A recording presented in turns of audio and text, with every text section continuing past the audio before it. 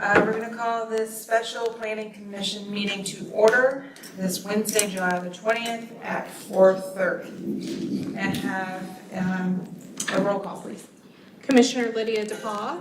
Here. Commissioner Amanda Denmark. Here. Commissioner Rich Delcor. Here. Commissioner Kathleen Duncan. Here. Walking in. Commissioner Charlie Wetmore. I think he's coming a little bit late. Okay.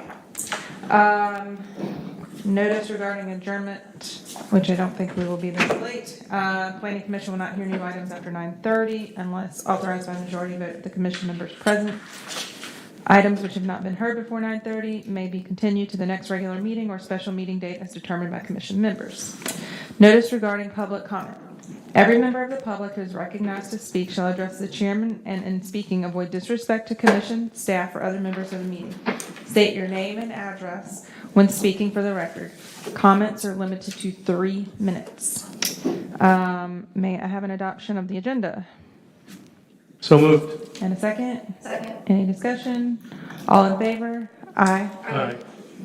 Okay, so do we have public comments not on the agenda? For items not on the agenda? We have one, Mr. Andrew Keel. Okay. Please state your name and address for the record and clearly into the microphone. My name is Andrew Keel. I live at 22 Trail Ridge Retreat, Bluffton, South Carolina.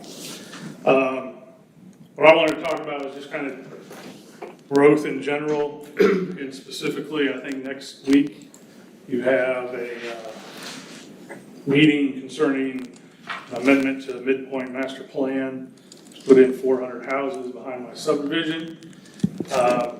I gave you a packet of things since I can't fit 3 minutes in, all my stuff in 3 minutes. So I kindly ask that you guys review it at some point. I'll kind of hit highlights and then I'll probably run out of time. Anyhow, I also want to state that I don't represent the board of Midpoint. This is my opinion as a resident of the neighborhood. So the first thing, I'm not really in favor of the development going in unless certain things are met.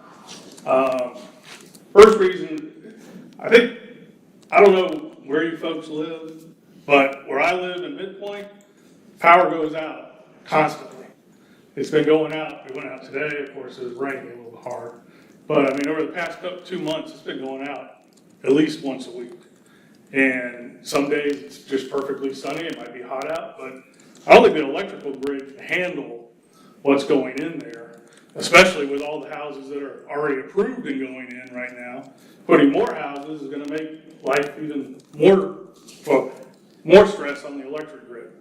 I know you guys are talking about the concept plan. I watched the video from the last meeting and looked at the agenda from a couple meetings ago. And there seems to be like 3 pages on the infrastructure of Bluffton. I mean, the infrastructure of Bluffton, I don't think can really handle all the construction of houses that's going in. I mean, I don't know if anybody likes to eat at Taco Bell or Dairy Queen like me. The Taco Bell closes at 8 o'clock at night every night. The Dairy Queen, I don't ever see it open. So, I mean, we just don't have the workers. We don't have the infrastructure. I think things just kind of need to slow down. Next thing, you know, the major issue with the development behind my house is the second access point. Pulte only wants to use the main thoroughfare through Midpoint. They want to run all the construction traffic, everything through there. That intersection is also directly across from May River High School. In the mornings, trying to get out is ridiculous with all the cars going into the high school during school time. It's just, with 400 more homes, the congestion without a second access point is just going to be ridiculous. Plus, Midpoint Boulevard, if you look at any of the maps that I had there, you know, runs straight through the neighborhood. That's where everybody goes and walks their dogs, kids play. That was fun. Well, please look at it. Thank you. And I'll be here in a week. Thank you. 3 minutes is always a lot quicker when you're doing the speaking, I'm telling you. Oh, I know. Charlie, he's provided us this packet today. Thank you. You can look at it, I appreciate it. Okay, where are we? old business. There's no old business, no new business, so now we're here for the items up for discussion, which are workshop to discuss the people and cultural resource elements for Blueprint Bluffton, and update long-range comprehensive plan for the town of Bluffton. Charlotte, do you want to give an intro? Thank you all for attending tonight, especially with the bad weather. Glad it's passed. I just want to give a brief introduction. So tonight we are beginning to look at each element of our updated comprehensive plan. There are 10 elements. The elements we are reviewing tonight include people or population and the cultural resources element. We would like for comments to be concentrated on both of these two areas. We will get to the other elements over the next couple of weeks. Tomorrow, June 21st at 4:30, we will be discussing transportation and community facilities. So what we'd like to do tonight, we have Kyle May, our consultant from MKSK, who's joining us virtually. He is in Columbus, Ohio. And if you would, when you're talking, speak directly into your microphone, because I know there's a little difficulty with him hearing. And so if you do that, that'd be very helpful. And we're taking notes. Anything that you have identified within the draft that you'd like to discuss, please identify that. We're also specifically looking for direction on each chapter. If you feel that something's missing, needs to be changed, whatever it might be, please let us know, because we're going to begin making those updates right after the meeting. So with that, I will turn it over to Kyle.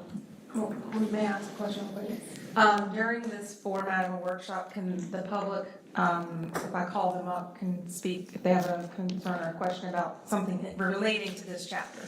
Yes, that is the intent, just to have a discussion, not to be very formal, so that would be helpful. Thanks.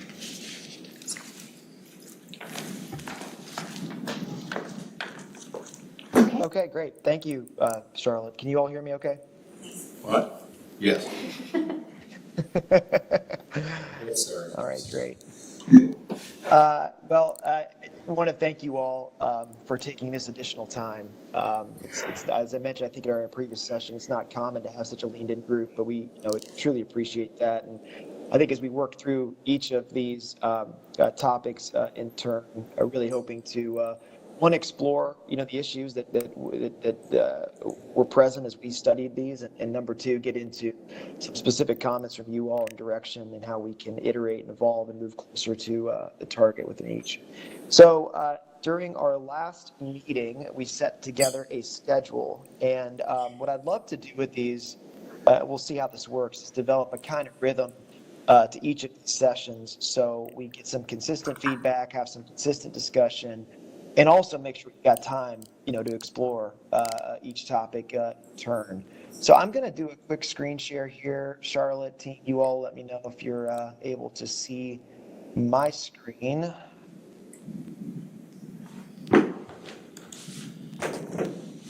How are we? Good. Got a yay? Yes. Yeah. Okay, sorry. Again, I have a little bit of difficulty hearing you all. Difficulty hearing in general, but hearing through here as well. So, for lack of a better term, let's call this the workshop series. We're meeting 1 of 5, remembering that we want to straddle here the July, end of July, early part of August. The purposes I pulled out from our discussion on the 13th was to discuss the comments that we've received thus far from you and from staff and other related folks through this reviewing process. Want to highlight and talk through some of the concerns and ideas that were offered in those comments from you and from invited stakeholders. Go into depth on a few of them that may be more subjective or potentially substantial, just in terms of how they may affect other pieces within this plan. And my critical purpose here, core purpose, is to determine this kind of revision pathway and schedule. Regardless of how far that might be, I just wanted to understand, I think, coming out of each of these sessions, what I can do, what we can do as a team to address any concerns, make sure we highlight the priorities that need to be highlighted, and then ultimately move this closer to the right endpoint. So for tonight, a few things. Again, we talk about the drumbeat that we want to do consistently through these. I want to talk about the overall schedule, and just in terms of the 5, want to define some aims, which we just did there in terms of the discussion. And then for 3 and 4, this is the meat. I want to get into an overview of each of our chapters for tonight, which those are cultural resources and people this evening. Within each of those, I want to provide a quick summary of what I've heard, a few different areas, which I'll show, have some discussion around those key areas. And then ultimately, I have some thoughts on a pathway that I'll share with you all in terms of revisions, but I want to ensure and align and affirm with you all before we leave this evening. I do want to let you know that, as we address comments, one thing we'll do along with staff, with Charlotte, with Kevin, and the full team is confirm that revision pathway with them as we go forward. So as Charlotte's taking notes, as others are taking notes, we want to make sure as we make the edits that we are addressing all the concerns as we do that. So there'll be a checkpoint before we get going. And then, of course, once we're completed with this next draft, there'll be a checkpoint with staff to confirm that we have adequately addressed your concerns. And then in terms of our topics, this is our schedule overall. Transportation Community Facilities is coming up tomorrow. We'll talk about some of the issues around mobility, issues around infrastructure, as brought up earlier by the public comment on August 2nd, 4th, 10th. First, we'll talk about land use and housing. As you'll see, 2 very interrelated topics. Next, we'll get into natural resources and that new topic as of this 10-year period, resiliency. And then on the 10th, we want to talk about economics and also talk about that final chapter, the priority investments, which a little bit of a unique chapter compared to our topical ones, but one that we should discuss nonetheless. A quick key in this, and I'd love to follow up with the commissioners here once we've had a chance to have this discussion with this document. PA just means proposed action. So as we get into this, what I want to have, as part of each of these the issues or concerns that come up is from me some proposed action of how we address that in the draft. Large or small, wide or narrow. Charlotte from the team, any comments on our agenda for this evening? Shall we proceed? I have a question for Carrie. When should we have the other public comment? We can do it now. I'm sorry. Yeah. There you Kyle, Have to say it louder. do what? He didn't hear you. Kyle, we have one public comment related to, is it this chapter of cultural resources or people? Both. So it's a combo comment or 2 different comments? It's one person's comment in regards to today's workshop. Well, then why don't we have that person come up and go ahead and do that before we start getting into the meat of things? If that's all right. Carmen, me. Sounds great.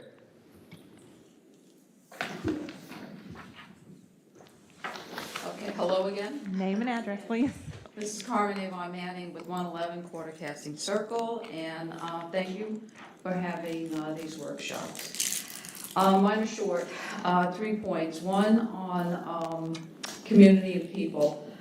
The 4th highest positive feedback in the surveys that were conducted with the community. And it's not listed as a weakness, yet there's a theme that was written in the beginning chapters. And it says something about the community expressed a desire for more public art, including non-visual arts like performance art, music, and poetry. Bluffton's history should continue to fully be understood and celebrated, especially the living history of the Gullah Geechee Nation, which the second sentence I fully support. I question how many people actually said they want more public art and performance, okay? I don't know where that came from. But again, and I won't belabor, I already gave you a summary of all the chapters. But what I did do, and as a reminder, cultural resources is 14 pages in this document. Transportation and community facilities are 4 pages. Just for comparison, I looked at the Beaufort plan, which is right next door. And this is the city, not the county. The Beaufort plan has 12 pages on community resources, 19 pages on transportation, and 9 maps, 11 by 17, so you can easily read them, and 25 pages on community facilities. So I think that's a good comparison.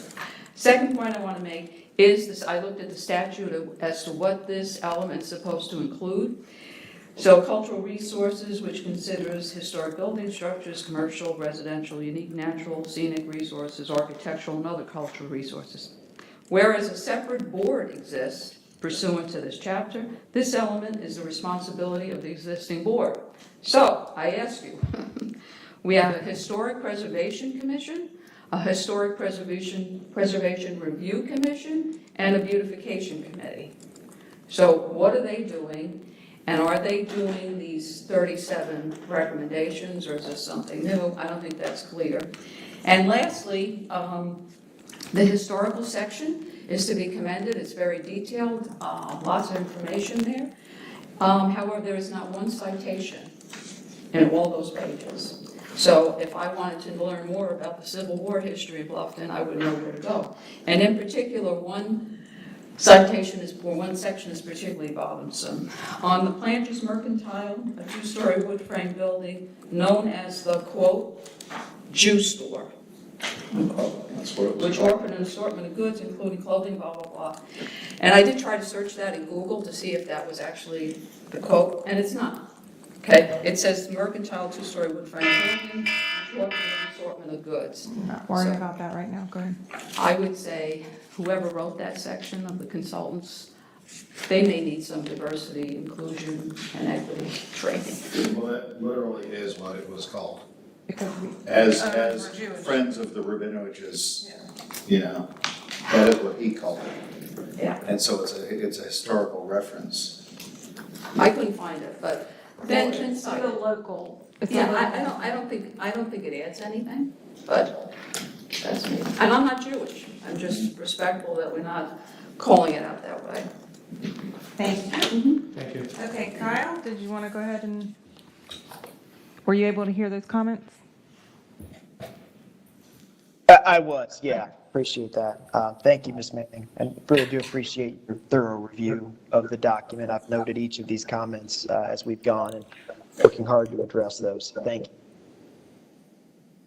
you. Well, are there any other public comments? I'm sorry, before I jump in. I don't think so right now. So go ahead and jump in. Well, great. And as I mentioned, I can follow up, with this document. This is intended to be a working document as we work through each of these sessions. So make sure that we cover all the ground. A couple of quick stats, just to want to give some what we've heard in terms of comments back so far. 46 comments were collected within this from the commission. Does not include additional comments from staff and from others that are out there, but of your comments, about 20% of the overall, 88%, 18% of the overall. And what we try to do within each of these, as you read this, notes below are generally in order from the beginning of the chapter to the end. So as you're following along this or grading my assessment of the comments that we received, just so you know, we go from the beginning of that chapter to the end. Before I jump into this, though, I do want to give some quick definition of what some of these terms mean. And Ms. Manning, you'll note that I added a number of your comments to this document as well as you were speaking. There's three areas that we want to make sure we cover. One are what we call substantial comments, edits, things that may require some additional content, additional revision. I believe a couple of Ms. Manning's comments throughout have been referring to that. Areas where we may need to expand some narrative, we may need to add additional maps, figures, to help tell the story in a more robust or complete way. There may be actions that are missing that we want to ensure that are added here or evaluated at some level, by our expanded team. So substantial edits for us or comments for us are ones that we're going to be looking at, especially critically as we work our way through the review process. Subjective edits or comments, those are pieces that have bubbled up through your comments, through staff, anyone through this 3.0 round, where there may need to be some, there is some subjectivity in that term, meaning that there needs to be a staff weigh-in. There may be some differing opinion about how we address A or B. I think the final compass meeting may be an example of that. I need some direction from you all, from staff, in how to proceed. That's what these subjective items would be. And then last but not least, simple pieces of this are not necessarily meaning simple that they're small, but meaning that there is clear direction that I've received, I believe, within your comments about how to address, and they don't require significant input necessarily from staff, other than just to say that edit has been made, that revision has been made in the document. Are any questions about those three distinctions before I jump into cultural resources? Yep, go ahead. Okay, well, great.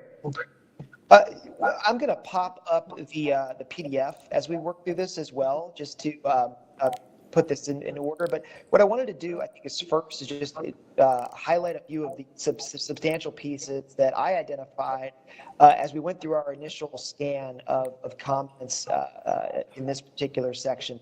You'll remember cultural resources collects a lot of different topics, subtopics, and Ms. Manning actually listed those in good order. Lots of coverage, and especially in a historic community like your own, lots of history to be included. I think one thing that I noticed in terms of comment or a resonant piece within this is expanding the narrative or inventory around specifically the non-white experiences in and around Bluffton. So that may predate, the origin of actual community. Some thoughts in there about transportation routes as being originating factors for why this particular place is such an important crossroads, such an economic hub. Also, the idea of some of the familial histories that are here in the town and how those relate to some of the specific uses that I think one of those just came up, actually, right? And the families that have been here for generations and how those families are manifest in a number of your buildings and stories as well.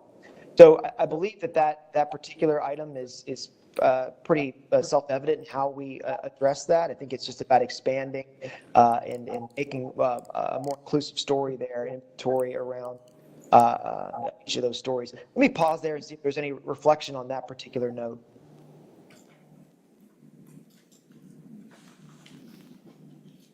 Does anybody in the public have anything? Okay, go ahead and continue. I don't think we can hear you. Another item that came up in the comments that we'll be absolutely sure to address here is the experience of the Hispanic, Latina community in and around Bluffton. A number of opportunities that I've identified integrate references where applicable to that community. I think this relates also over to the people chapter, telling that story in terms of those demographics and how those are changing over time. We really want to include this as well as some explicit references to the community when it comes to events or activities, or really their contribution to the vibrancy, of this place, both today and anticipating that in the future. Any comments on B? No comment. Are you good with what, because I know Yeah, that you it brought that reflects, up. it reflects my comments, yeah. Okay, perfect. Anybody else? Anyone from the audience? Okay, keep going. Okay, and a last, but not least in terms of substantial comments, infill development references. I thought this was a particularly important point that was made around Old Town. Several references in there to projects that are occurring within the context of the district and are privy to some of the special consideration brought on by the master plan and subsequent regulatory efforts there. There's a connection, I believe, for references here with actions later on in the plan, especially when we think about land use or we think about economics. There's a number of, I would call them cross-cutting, whether they're actions or they're just points that we're trying to make. I think this is another sort of general theme for the document. If we're saying something and that relates to something somewhere else, we need to make sure there's a clear reference point for that. And what I would intend to do with, especially for Old Town, is draw those connections a lot more explicitly throughout. Any point on or follow up on C? Everybody still good? Anyone else? Well, with each of these, I'd love to pause here and leave the door open just in case there are any additional substantial pieces that I've not seen in the comments or that you believe ought to rise to this level.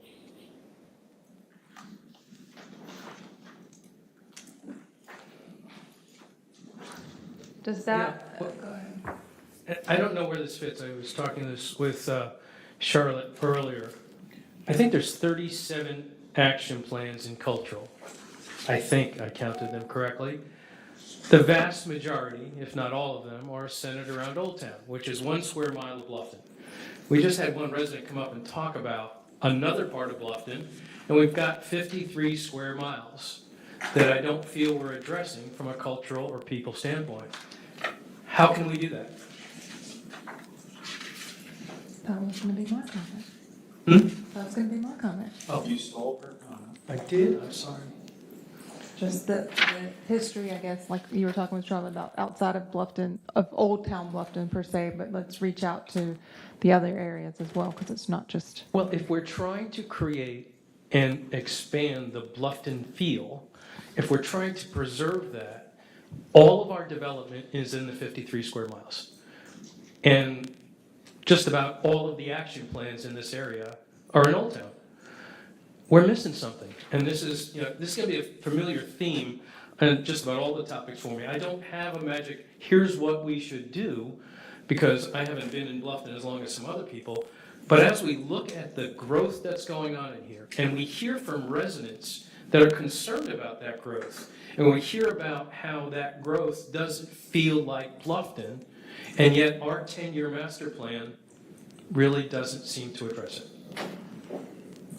Can we expand on that a little bit, just in terms of growth's relationship to this chapter in particular? And I take the point about the significant focus on Old Town. I think in terms of the way this topic is framed, there's kind of a natural lean toward some of the more historic elements of your community. But if there is some specific direction in how we might broaden that, does it have to do with some of the programmatic elements, activities?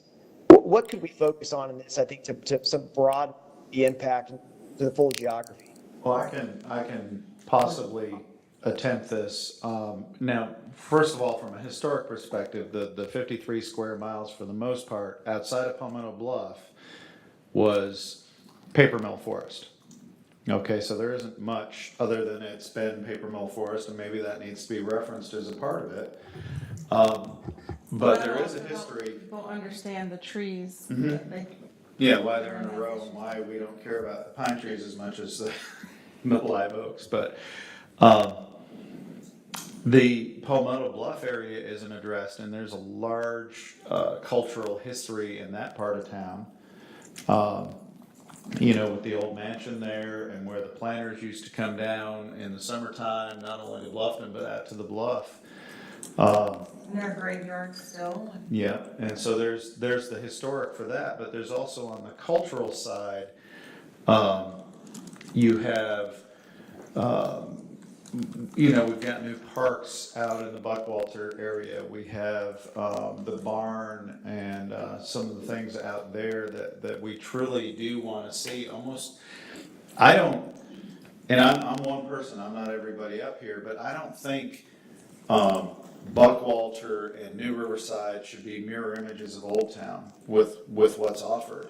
They need their own unique identity and character, but we do need to address those parts in this. And I really wasn't thinking that way until the two of you mentioned that, but it's true. It's most of our history that we've always focused on is in this 1 square mile, but now we do need to look at the others. And we struggled with that when we did the 2007 comp plan update with Buckwalter, making that a hub up there, and what's that going to look like? We do need to wrestle with those. And And Charlie, let me add, I think Yeah. the Simmonsville Street and there was a master plan for that area. I don't see much of it in here.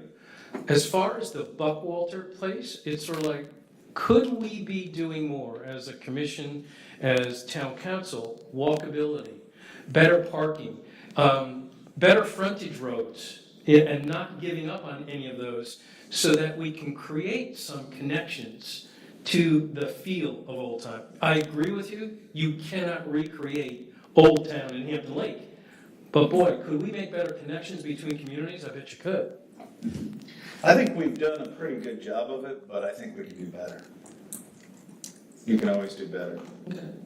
So if I could try to repeat back here a little bit and articulate what I think I'm hearing, it's part of this becomes, in some of the new development that's occurred is, whether it's assigning identity or it is trying to grow some connection, community connection to these places. A lot of this becomes, a little aspirational at this point, but I think what I'm hearing is that there are some areas outside of Old Town that need to be referenced specifically because of their history. But when it comes to some of the newer communities or parts of our community, there are pieces of this plan that need to address those specifically. Am I getting close on that? Yeah. Yes. Yes. Just a final comment from me on this topic. I would like to have the other 53 square miles see themselves in this plan somehow. And there are parts of it that they do, but I'm not sure they see it in the cultural people. I think just generally, like you're saying, there's been a huge focus on historical, that 1 square mile. But I don't think most Bluffton residents even know what happened outside of that 1 mile. I think there's a handful that are aware of what's happened, the history of Palmetto Bluff. They know why they know it was agricultural land, where that agricultural land was, what kind of agriculture it was, they may or may not know. And I think, like you said, I even think before we started using this for, Antebellum South, I think even before back to the Native Americans and that was one of the things that he kind of picks up is that's not just an Old Town 1 square mile, that is this area, had a lot of the Native Americans, had a lot of trade that was happening, where that trade was happening, why this particular bend is significant. I just think that there's a lot more to explore in terms of the historical background, like you said, that a lot of people in this town I just don't think know, and I think this is a great opportunity when you talk about tying in everybody else to seeing themselves as a part of this discussion. There's an opportunity, guys, yeah. Yeah. I think maybe if there's another theme in this that I've missed, it might just be about, telling that fuller complete story. And I certainly picked up on that within item A here, but that may apply also to some of the geography that's just been discussed as well. Kyle, we have someone from the public that would like to speak, so if you want to say your name. Great. Katie Epps, 605 Sandy Shoals Pass. And I'm actually with the Palmetto Bluff Conservancy, so thank y'all for bringing that up because I was going to as well. And Can you hear her, Kyle? Can you hear? I can, yes. I apologize. I can hear, yes. Thank you, Katie.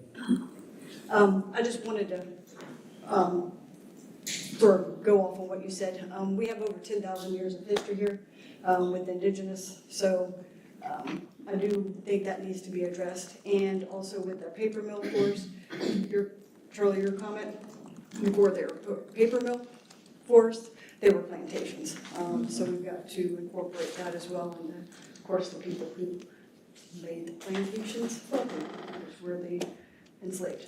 So just And now that you mention that, on the headwaters of the New River, the old rice plantations that we're talking about making into a Beaufort County park, and those aren't, we had the rice fields, we had a lot of things that aren't mentioned in here. Right. And the Yemisi story is a wonderful story, but I'd rather hear about some of this stuff. Yeah, there's plenty. Just at Palmetto Bluff, we have, artifacts that are 10,000 years old. So throughout Bluffton is the same. So, Thank you. Thanks. And Kyle, I'm sure that if you need information, Katie would love to give it to you. Just give them a call at Palmetto Bluff. Say that one more time. I'm sorry. I was saying if you need more information, I'm sure Katie would love to help you. So you could give her a call at Palmetto Bluff. Yeah, that'd be wonderful. Thank you for that comment, Katie. She knows I about think a lot one of the the things history. we struggle with in a chapter like this is, you guys know you have a rich and dense and thick history, right? So we're trying to tell a story here in a relatively brief way, but there's just so many lines that need to be included. So I think in the next version, as we work with staff on here, what we're going to try to do is right sides, but also include again, this richer history is part of the piece. And in terms of some of the specific actions, really need to look back through that agenda, ensure that we are, reaching the fuller 50, as you mentioned, 53 square miles with impact here. One thing I would like to see happen, I think, with the history, I think it's a big task. And I think that we probably don't have the time to get all of the different perspectives that we should have in a complete history. So I would love to see that section focus on whatever is the most relevant to our 10-year plan today. And maybe one of our action items is to have stakeholder meetings and do research and put together a much more complete and representative history of the place that we're in. Because I'm not sure we're going to be able to make that happen in the next month.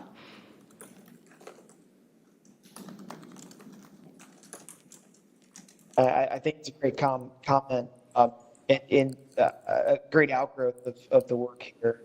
Met a lot of people that know a lot, about the place and could talk about it for quite a while. I did want to quickly cover just a few items here that we don't necessarily have to nail down fully within this discussion, but just some subjective pieces that popped up, I think, during my review in this chapter. I won't go through these line, by line, but I will hit on a couple that I think are pretty critical or important. There were a number of comments in this about this idea of the state of mind based on a 2011 charrette and some of the subsequent branding and that's gone on through that. I think the idea or need to define that, as it applies to this chapter, but also as it may apply to other chapters, in the subsequent plan. So what I want to do, I think, within this particular action, it's work with you all, with staff, to determine how we do define that, in this work. There's a lot of words that were applied to that previously. How relevant are they? How underlined should they be in the plan? I think that's something that I can't answer, but you all need to help me answer. Are there any thoughts on that one, just because it is fairly important? Charlie, go ahead. Ladies first. No, I'm Lydia, do you have something? I missed his question because I was writing it in a. State of mind, do you have any thoughts or ideas of how to define that or characterize that? That's a loaded question. It is a loaded question. That's why I keep asking, what is this Bluffton state of mind we keep speaking about? I went back and looked at the Old Town Master Plan charrette to see, because, it's all built around this idea of state of mind. So I was reviewing it, and they don't really define it in there either. Can I pause us here for a second? Sure. I want to ask somebody in the audience if he's willing to come up and tell us what the Bluffton state of mind is, because I think the most appropriate person to define that is sitting right over there, Mr. McCracken. On Would the you spot. share with us? That developed long after I was mature. So I think it's defined by each individual defines their own state of mind. Kyle, could you hear him? I can, yeah. To me, the state of mind is the people that have created Bluffton and what it is. It's Emmett McCracken. You can go so many different ways with this. The Civil War started here because Bluffton was a rebellious people, and we continue to be a rebellious people, or we wouldn't have people in this room saying this isn't good enough. And Well, Kyle, you just started putting something up on the screen. Could you bring that back? That had the definition? Yeah. Found this is from the charrette from 2011. I don't know if these become final words, just a few words that I think I've seen that attach to this statement.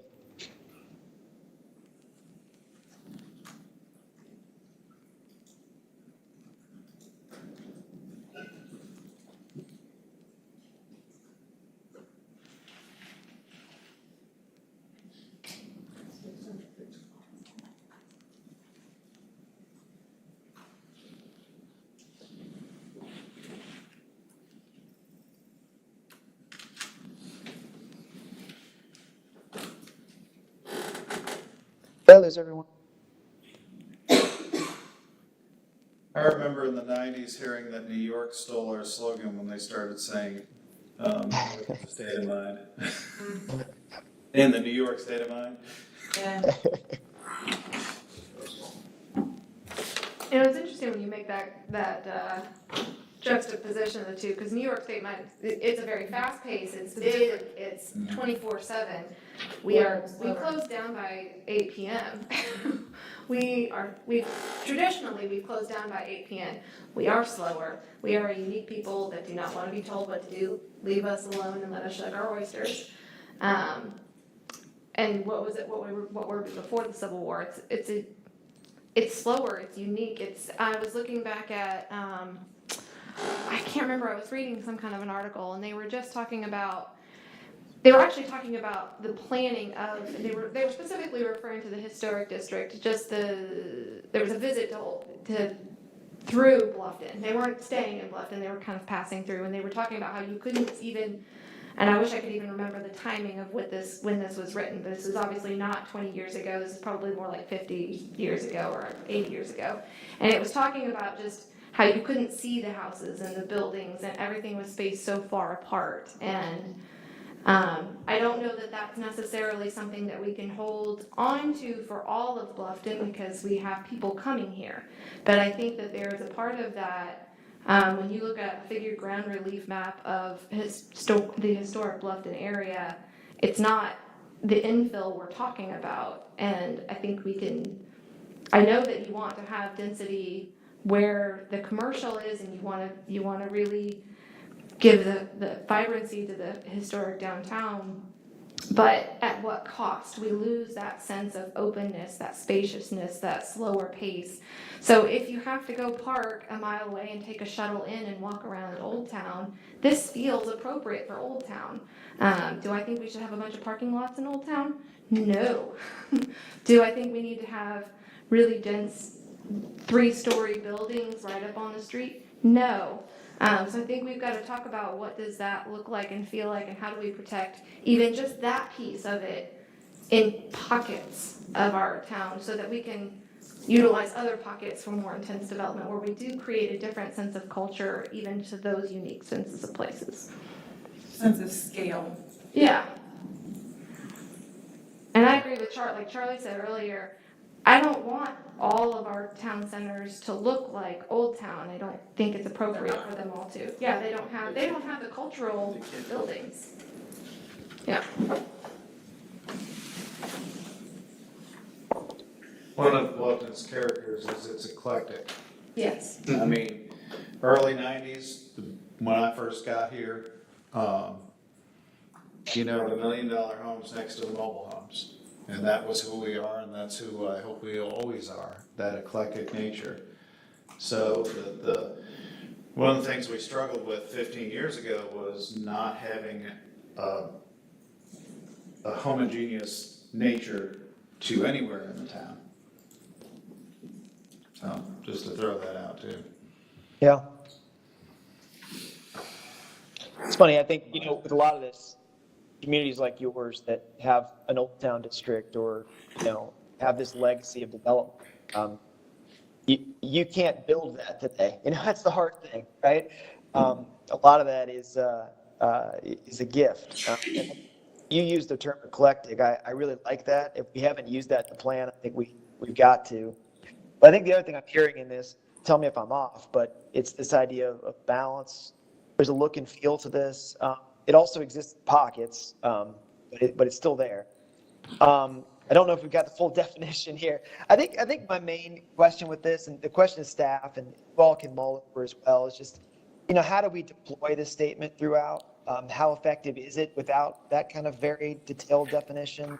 Again, we don't have to answer that at this moment, but it's a fairly large question, I think, that comes up in the work, and one that's very relevant to this chapter. I'd like to just add pace to that as well, because I think a lot of the comments that we're getting and what I've always thought of as the Bluffton state of mind is that it is slower.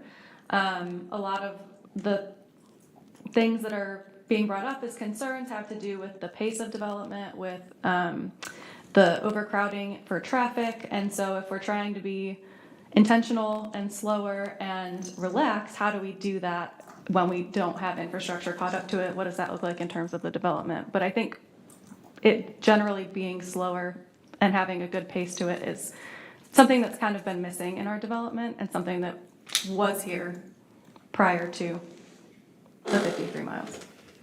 Yeah. And a total side note on this, back to the history for a second, there is no mention of the secession oak or Senator Rhett's conversation. It's in And, It's in is it? I missed it? there. It's in the history section. Okay, cool, I'm glad it's in there, thank you. One other piece of this, you all tell me to slow down as much as you want, but I want to make sure that we get enough time for the people section as well. But there are some references, and I'm always going to catch these in comments if there is the suggestion of an additional specific action that ought to be included as part of the agenda. A couple that I picked out, I think, from this chapter in particular, the idea of liaison, between county and state programs. That doesn't necessarily have to be a new position, but someone that might wear a hat who's charged with liaising between these programs and grants that would really assist some of the areas that are being uplifted in this chapter. Another piece was, the idea, we've done a great job in preserving a number of structures and sites across the town, but are we being proactive in identifying those that may not, have been afforded that protection yet, that may be vulnerable? One best practice that I lifted up and as a response to that particular comment is this idea of, and it's a playful term, but the endangered buildings list or register. In my hometown, several other places we work, this is an ongoing list of sites that are in danger for a variety of reasons, age, development pressure, or whatever it might be, that have historic value. The list can mean a lot of things. It can mean that we're going to take action. It can mean that we need to be aware.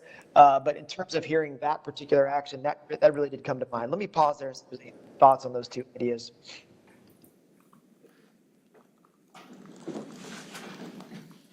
Well, I was gonna say the town has a historic preservationist that is working on all of the grants and federal and programs to help and assist people. They're also actively working on the contributing structures and resources identification. So those things are happening. And Glenn happens to be the historic preservationist and is making all those things happen.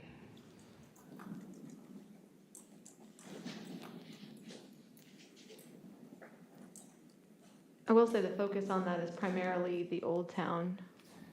And there's a Yes. question of whether, and he's only one man, of course, but Yes. the question, I think the question should be asked, should we be looking outside of that, in the 53 square miles as an extension of taking a purview of holistically what Bluffton looks like, and if there is any properties that are, it's not just necessarily buildings, it could be historic sites where there was a battle or, that we might need to look at protecting. And there's a lot of archaeological finds all throughout Bluffton. So Glenn needs an assistant to do that. You do the old town and then you need an assistant to do the other part. It's in process. There you go. Sorry, are being done. Good job, Kathleen. It happened. One other word that I would love to get under the state of mind, I'm sorry to take us back, is informal. When I look back at pictures of like Calhoun Street, it's not perfectly aligned trees all the way down. There's a big tree over here, there's a random palm tree over here, and so you still see that informal nature in the old sites that still exist around town, and I think in an effort for the town for health safety, to meet health safety welfare goals, I think sometimes we lose sight of some of the magic that happens in this informal pattern of Yes. development. And so I don't want, that's why that word is so important to me, because I want that we are a town that allows exception to the rules, not to compromise health, safety, welfare, but because it's a part of the character of place. Yeah, I think that's a great point to bring up for a UDO as well. Yes. And that's why I want it in this comp plan here. So it translates to the UDO. Yep.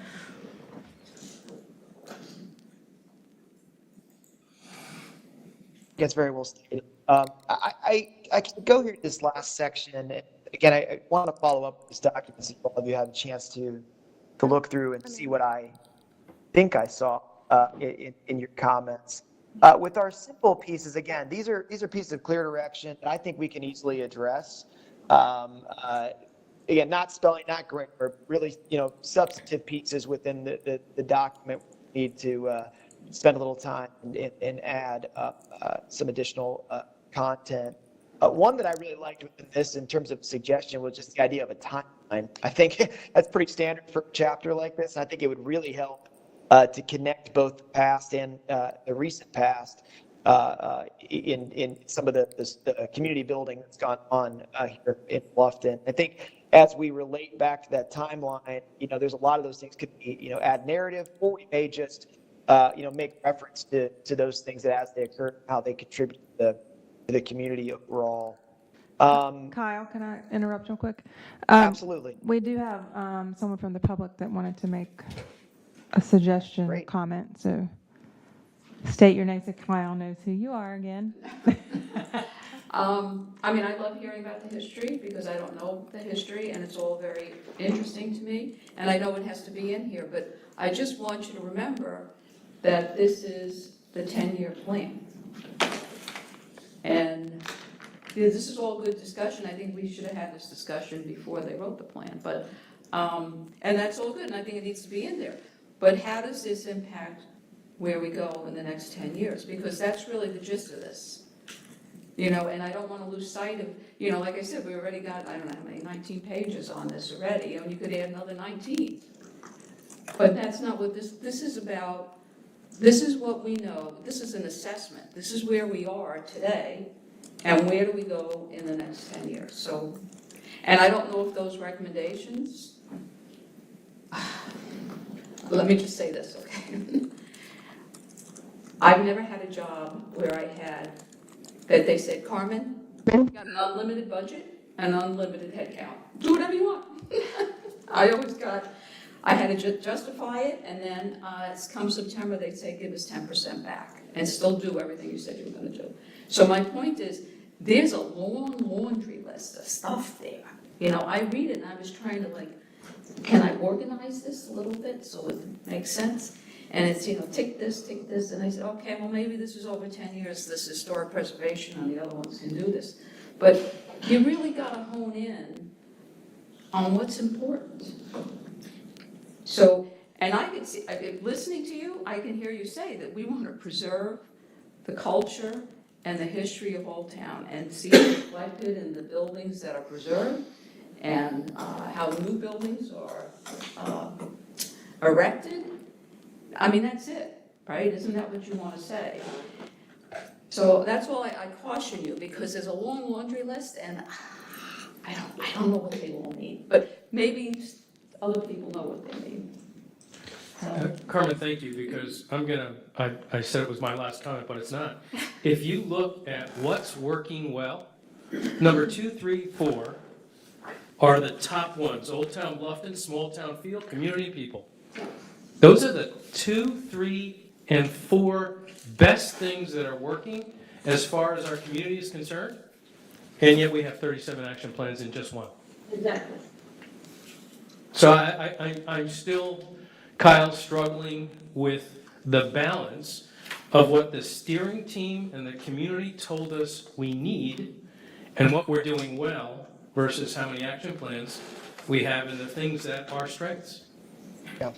Those are also areas where the town has a pretty significant level of control in terms of projects that they can initiate, they can fund, and they can go do. And Ms. Manning, I totally hear in respect your feedback. And again, I thank you. I think when it comes to this particular chapter, you're right. I mean, there's an opportunity to really expand. We're telling a story here, so I think that's why I mentioned a little earlier that trying to make sure that we're telling the most essential pieces of that.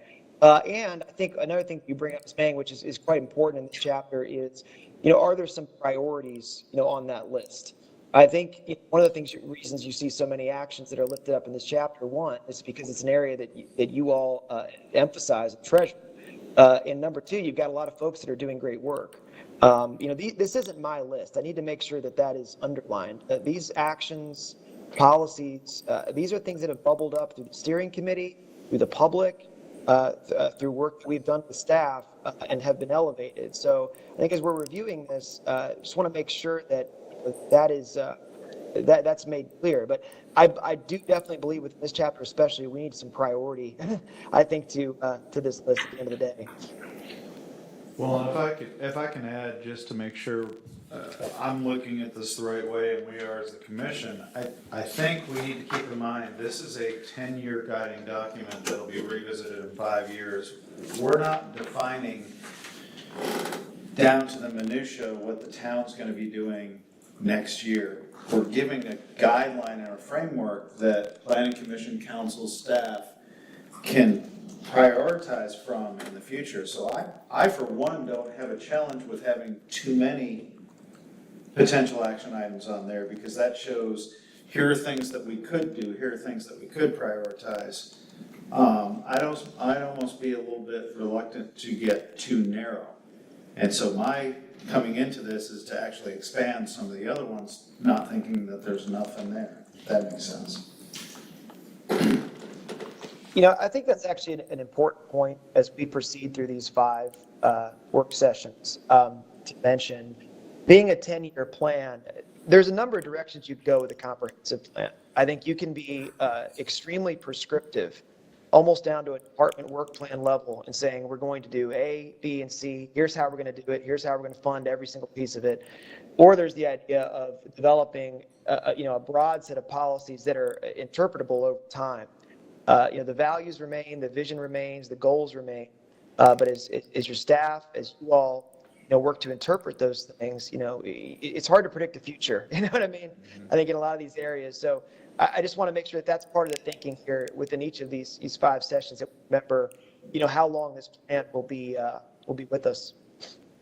I think that's actually part of why I'm struggling with it a bit, is that this section feels like we have almost 1 to 3 year plan level of detail of actions, where the other plans are very brief and probably too broad. So I think it's just understanding the context that it's a 10-year plan, but also if we're to this, what feels like granular level of detail in this section, I think that just means we have a lot of work to do on the others. I think that's a great comment. Across the board, I think as we go through each of the 10, here over these five sessions, finding some consistency across that. I think where we land, in the atmosphere, how close are we to the ground with each of these? I think one of the reasons within this chapter, we do land pretty close to the ground is just because of, again, the agency of the town, how much you can actually do in this section, and the number of folks you have working on efforts here that have had success. As we've worked with a number of them, I think that's part of why you see a lot of specific things on here on the board, but I think that's an excellent. All right, Kyle, and just looking at timing, so we have enough time for the next chapter. Can we go ahead and finish wrapping up this? Put your list back up. Kyle, are you going to be sharing this list, this document with us at the conclusion of this? Yes, I would love to. Okay. As soon as we complete this meeting here this evening, I would like to include a few notes from our discussion, but would like to share this back. Is the timing of this, were you on the last minute trying to get this document put together, or do you have, what I'm really asking is, do you have this document already set up for tomorrow that we could be maybe potentially looking at before we get to the meeting tomorrow? I'm working on that document. Okay. I could certainly share that as soon as tomorrow morning. Okay. Absolutely. It would just help me so that I'm a little less reactive and a little more thoughtful going into it. Absolutely. Well, if it's with your permission, can we move on to the people section? Is there any final comments on cultural resources? I just want to see make sure the people didn't have any more Does comments. anybody else have a comment? Emmett, would you like to speak? Where are we? Are we on culture? Are we moving to people? Are we on culture? Well, we're trying to wrap up cultural, so if you have a comment on cultural, Please. come on I up. have my 3 minutes. You can maybe have a couple more. I'll give him my 3 minutes and everybody else should too. Madam Chairperson, members of the commission, I'm Emmett McCracken. I live at 58 South Farm Road. The staff will attest to the fact that I am obsessed with the fact that in the first draft, you cannot find the word oyster. Thank you. And you can bring somebody in from Montana and he can read the draft of this compound and he would never realize an oyster has been shucked in this town. And I have made some suggestions, and if Kyle has put it on the culture chapter and I missed it, I apologize. But we've made some suggestions to the staff how that might be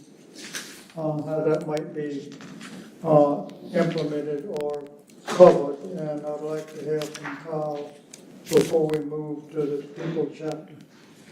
Thank you. And Thank you. Mayor McCracken, we did discuss that a little bit last time, but we didn't bring it up this time. And I know you had it in your notes, Kyle, so. Yeah, it's underlined in my notes. And Mayor McCracken, I truly appreciate that comment. You'll see that absolutely addressed in our next draft. So thank you for that. Good? Any other final comments? Anyone else? Okay, All right. we'll move to people. People, right. Popular chapter, had about 55 comments from you all in there, about 22% of the overall. Just some general notes, and again, these aren't specific to this chapter, I don't believe, but really to the draft overall.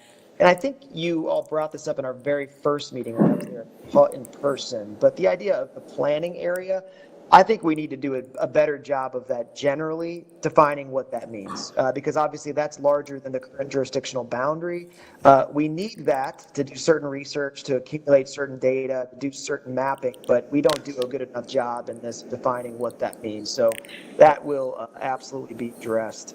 Another piece of this that comes up that I just want to address generally is the idea of, our hard to reach communities, in town. I think, if you had a list and you put those down, you could come up with some ideas of what I mean by that, and you wouldn't be alone, as a community in having some groups that are hard to bring to the table for conversations like this. I think on behalf of our team, fully take criticism that it is difficult, I think, within a process like this, especially one that is limited in time and limited by coronavirus, to bring every single member, at least a representative of which, to a process like this. But within this chapter, I think one area, and then maybe perhaps throughout the larger draft, what we could do a better job of is really showing, displaying, making reference to the full tapestry of human beings, that live, care about Bluffton. I think that's a really critical point and a key note that I took out of some of your comments within this chapter. This is not a homogenous community by any means. And within that, there's actually a lot of change occurring, both from 2010 to 2020, and the change you could anticipate over the next decade as well. So I think generally, painting that tapestry is really critical. I guess sewing the tapestry, making sure that we are making people aware of the full demographic picture of the town is critical. In terms of some of the substantial comments that I see, and I don't know if that's the right word for this, just areas where there's some frequent thought. One deal that I saw that I think is particularly important is making a connection or a tighter connection between some of the demographic conclusions and the housing strategies or conclusions as well. one thing we want to say in work like this is people must live somewhere. You don't grow without housing units, right? You can't grow your population without a related place for that population to live. And I think there's some specific relation to affordability that gets baked into this. When that affordability thing changes, who lives in the community changes as well. So I think what we could do specifically in this chapter is hit that nail directly on the head, but more broadly, I think make a strong connection between this section and some of the work that's gone on within housing, perhaps even land use in some other sections as well. There was a really interesting comment that I saw in there. I'm not sure who wrote it because it wasn't attributed, but this idea of where are these folks coming from? I think we talk a lot about growth. We talk a lot about the pull of the region and the gravity that's here. We don't really talk about who these folks are, where they're coming from geographically, what do they look like demographically. I think as change occurs in Bluffton, what's driving that change is of these folks that are coming from the outside in. So what I wanted to do in this next version of the draft, I think, is go into a little depth where we can for those in-migrating groups, especially over the last 10 years, what do they look like?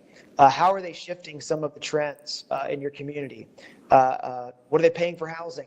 All those kinds of questions that I think are going to impact, as Ms. Manning says, for the next 10 years, will have an impact on a number of the trends we bring up. Go ahead. Someone have a question? No, continue, please. Okay. I'm sorry. Item C, build out inventory.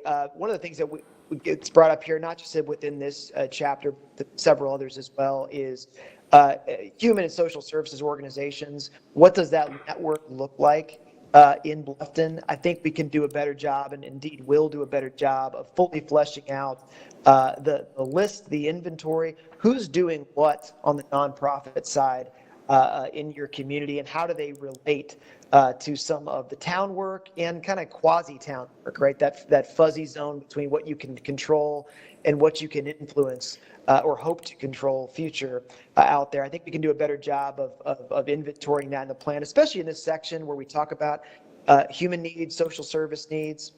Another action that was suggested in this goes under 2.4, assess and implement necessary town equity, diversity, inclusion, and practices. There were a lot of comments around here about how do we actually get a little bit more concrete, specific, tailored with the language here, avoiding, I guess, soundbite, reactions to this particular issue that is of critical importance, to the community. We've heard. I think we needed to, in this action in particular, revisit, maybe with staff support, talk to a few stakeholders who were very helpful in crafting this language, and determine a little bit, in this case in particular, some more specific steps for you all in how we might actually implement this this work, short term and ideally culturally long term.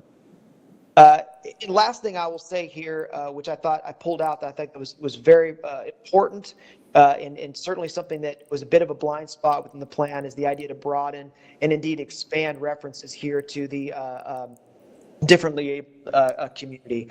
It overlaps with a lot of other chapters, namely transportation and mobility, land use, even housing. So what I think we need to do here, in at least as initiation, where it's addressed later in some more specific action, make reference to that community here, their importance, their contribution, and lastly, some scale, I think, of what that looks like in town. Let me pause there and catch any questions, thoughts, ideas on these 5 items.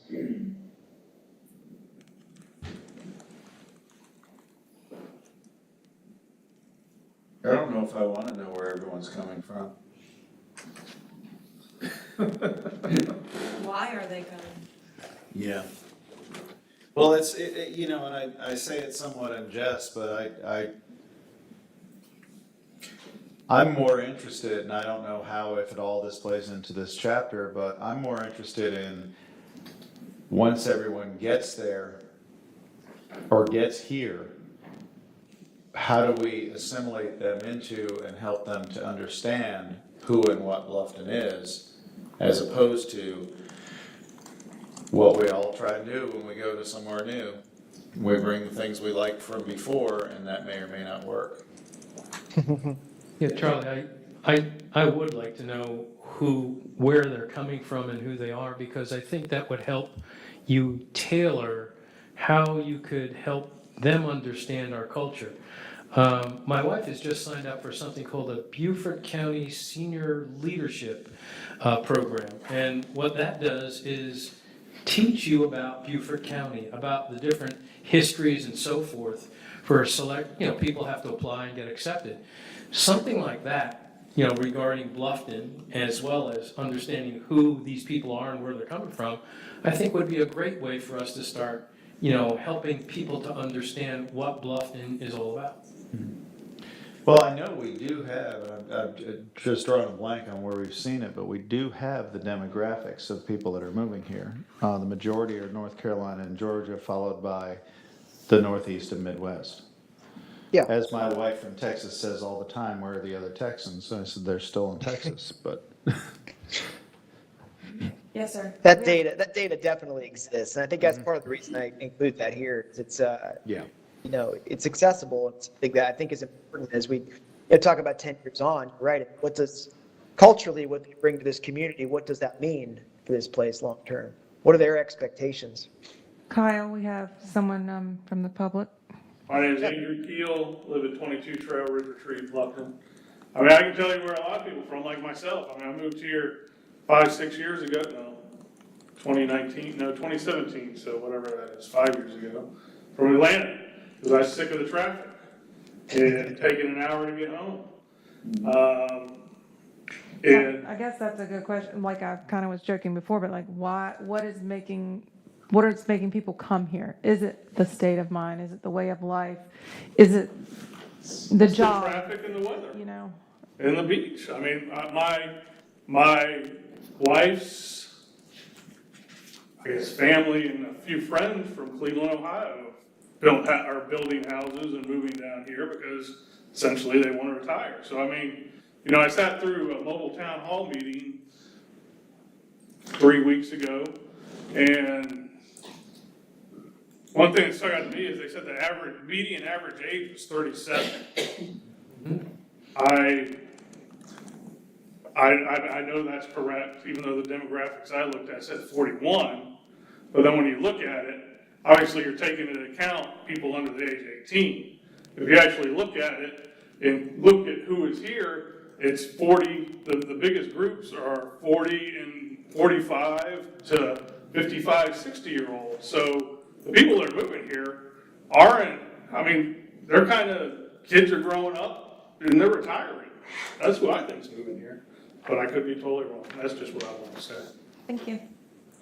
And why that's important, I think I appreciate that comment because, why we study demographics in a plan like this, your demographics are your destiny, right? I mean, who's there, who's coming? I think one thing we could do a better job, and I saw some notes about this throughout, is talking a little bit about some of the trends as opposed to just the number. So as we think about the median age, it might be 41, 37. I'm not so concerned about what the number is. I'm more concerned about how is that changing. Are you getting older? Are you getting younger? Right? Median means in the middle. So, you can have a lot of people that are older. You can have even more people that are younger. I mean, I think that's a key thing that we need to hit on in this, or we haven't done a good job of yet. Well, in '05, the average age was actually 24, which shocked us back then. But if you add 15 years to it, you got what we have now. Yeah. Say something else? I was just informed too that we do have a Bluffton ambassador program.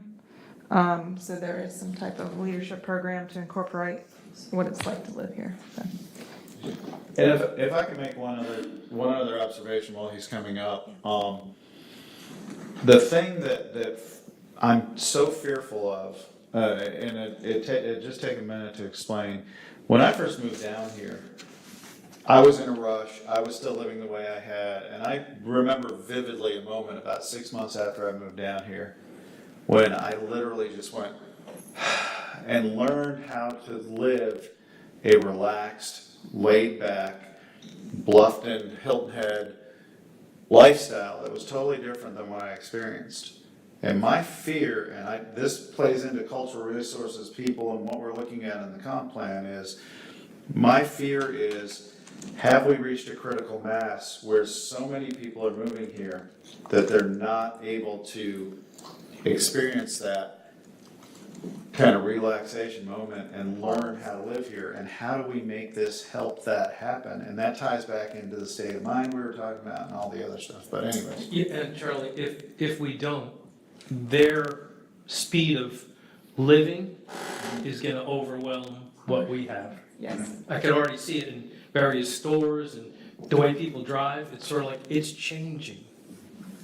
Those Corvette owners. Andrew Keel, 22 Trevor Retreat. Hey, what I was gonna say was, you guys know better than me. I just started coming to these meetings because of what's happening to me. But one thing I would like to know, before I forget about it, they showed, I'm not sure the agenda that's posted on the internet shows what you guys are talking about other than general workshop items. It would be potentially helpful to know what, in these workshops, what you guys are gonna be talking about. So if It it's, should be in there. It is The posted. The yeah, public. but I think does it actually say what this, was Yeah. it people and culture? Yeah. Okay, all right, well, my fault. It's, And it's in tomorrow a small is, note, it's not like a bullet point header, and that might be helpful for future Okay. agendas. I didn't realize that, but I didn't look at it closely. and just so you know personally, tomorrow's transportation and community facilities. Yeah, but unfortunately, I gotta go to Atlanta. For transportation. Otherwise, if I knew that ahead of time, I might have been able to reschedule my meetings. Well, and you brought up something good that people are learning from and that we've been able to do, and I don't know how this incorporates in the town, but the mobile town halls, those are very informative. You get to meet staff as a citizen, you get to meet people from some of the commissions and committees that may show up, and it's a good way to, I think we need to continue doing things like that. But anyhow, what I came back up to say is, personally, what I see is the people who are moving here are like myself, older, kids are either gone or kids are pretty old, and because of the pandemic, they can work from home now. So they're not coming down here with the idea of working here. Their kids are probably 1 or 2 years of high school or graduating, and then they're going off to college. So the people that are moving here aren't going to be working here for the most part, in my opinion. And the housing that's being built, everything's $500,000, $600,000. I saw in the stats here that the average family income is like $88,000 in those areas where they're building those houses. I think it might be a little difficult to live off that amount of money. And again, back to my Taco Bell and Dairy Queen comment, who's gonna fill these jobs? Because I don't think there's really $100,000 jobs in Bluffton. Could be wrong, but anyhow. There are a few. Just Yeah, a few. Not 400, but. if you want to send in comments for tomorrow's topics, I would love to read them. So if you want to write You got my packet, there's a lot of, in there too. most of it's in there. But anyhow, thank you. Yeah, thank you. Thank you. Going back to, I like Delcor, Chairman Delcor, chairperson? Anyway, Commissioner, that was it. I was like, I have done something wrong in my words. Just trying to figure it out. Thank you. Commissioner Delcor, and I try to use these terms, but man, is it hard.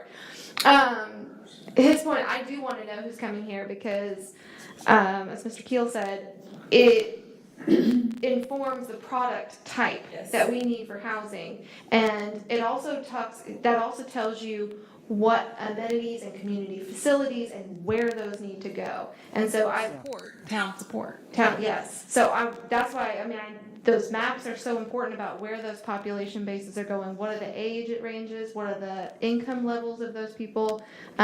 Because honestly, when you have a bunch of people with no kids and big incomes coming here, that's smaller housing type, but not the same housing type that's desired by a 20-something coming out of college with no money.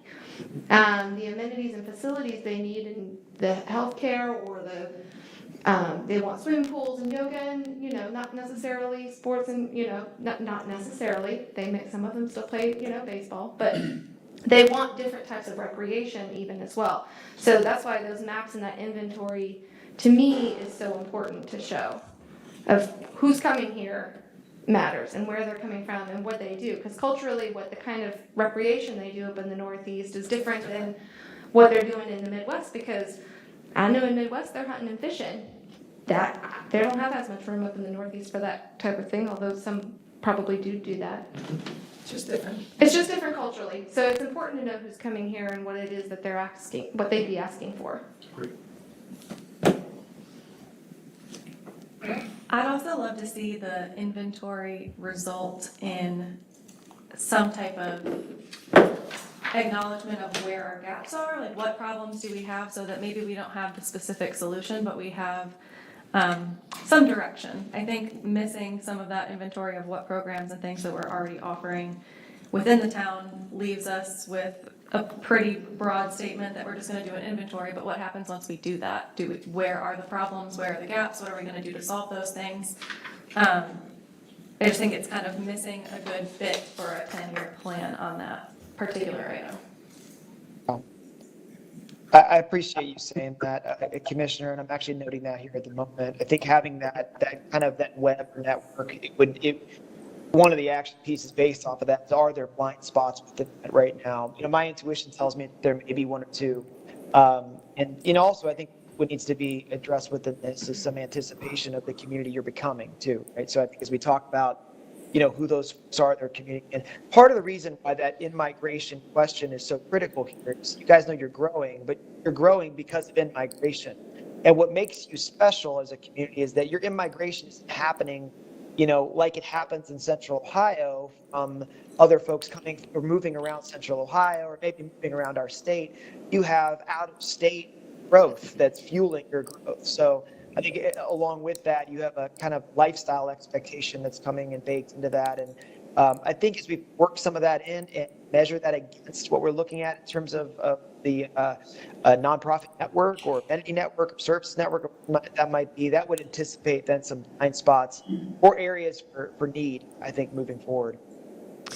I think to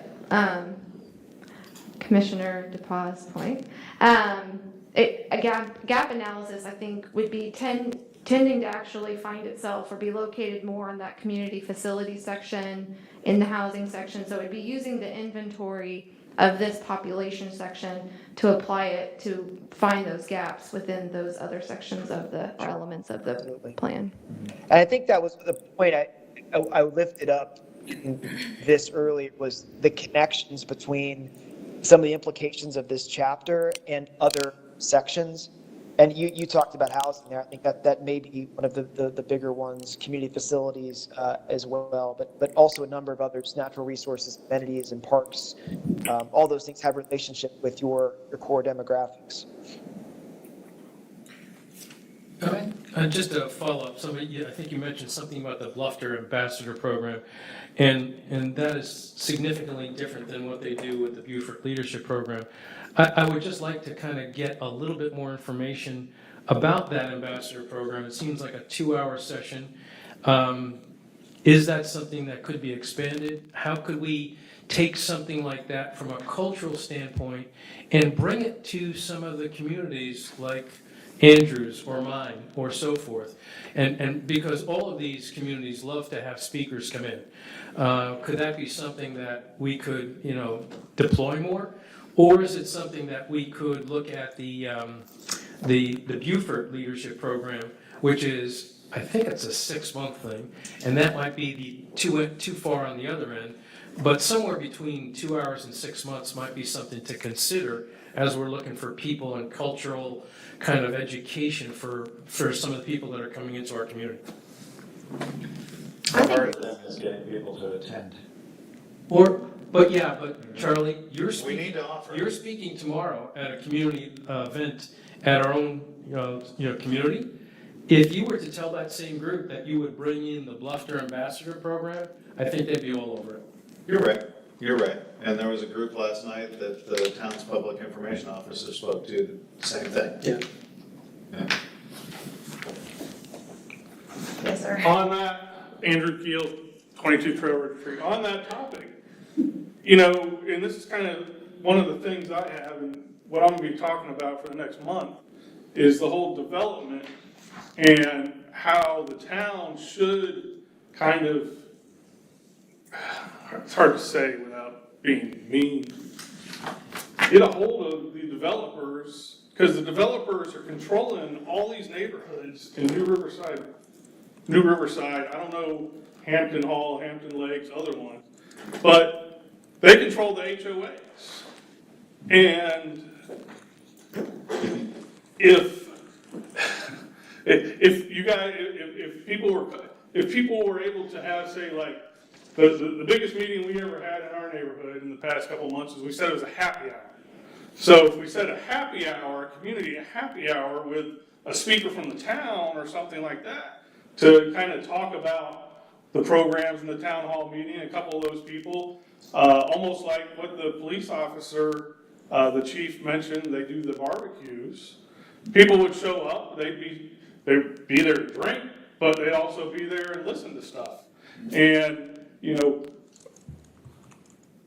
I think that's gonna be difficult, however, when the developers control the HOAs, there's only typically one community member on there, and until the HOA is owned by the community and has community members on the board, it's all the developers that control it, and nothing happens. There's no meetings, there's nothing in these communities, so nobody knows, and it's hard to get to a meeting like this if you're working for 72 Lang or a police officer and. You couldn't have said R.S. Sanders, you had to pick. Sorry.